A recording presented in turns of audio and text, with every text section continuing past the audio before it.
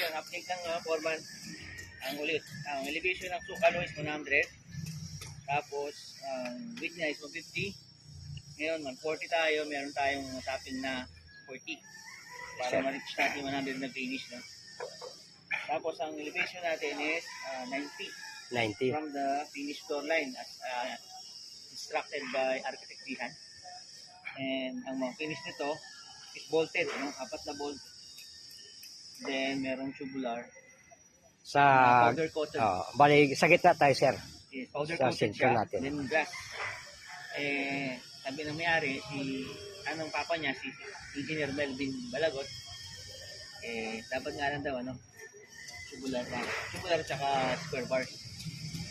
And gusto ng architect, kaya ba sila? Si architect, gusto ng architect, may glass, may powder coated na kulay brown. So, lahat ng mga natin, parang wood brown na may aspect. Ay magiging finish ng mga tubular natin. Sa canopy, saka sa fall protection, saka sa handrails, hindi sumakita.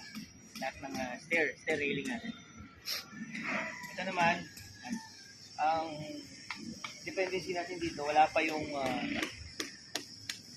full contractor. May stop sila kasi yung pump natin, wala pa. So, 4 na pump tayo, 2 dito sa taas, 2 sa baba. Bali, lalahin tayo naman natin, sir.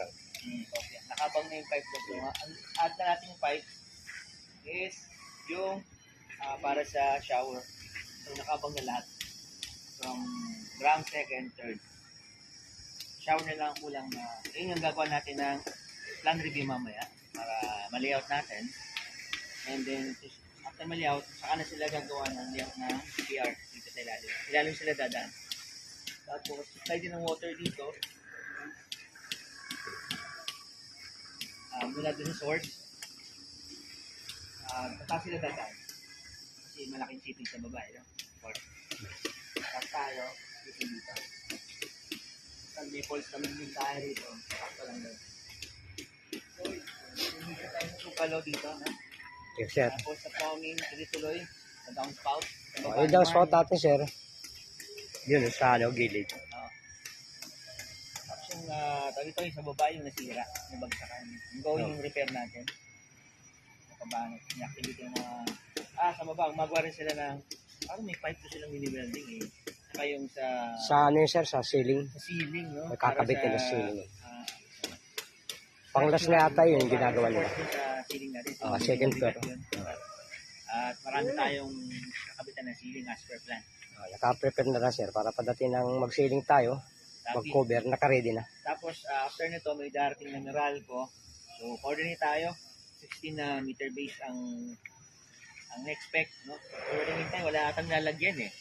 So mag-usap na lang mamaya. Unang initial visit ni engineer team ng Meralco. So then darating yung materials natin today. Yung mamayang hapon, Christmas party tayo December 19 sa Global Office. Around 5:30 ang start. Okay. Sana ma-ayos natin ngayon to.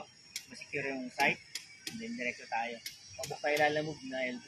Isang sakay na lang tayo, sir. Yes, lang sa managulak na manalo. Di wala palang maiwan dito, sir. Prices, no? Yung mga price. May mga price. Ganda rin. Katuwaan. Kasiyahan ng mga tao. Advice naman yan mayari ni Sir Roland. Hindi na Roland ang boss natin na isama tayo. Meron mga grocery ang mga tao. So yun ang muna update for today. December 19, Friday, no? 2025.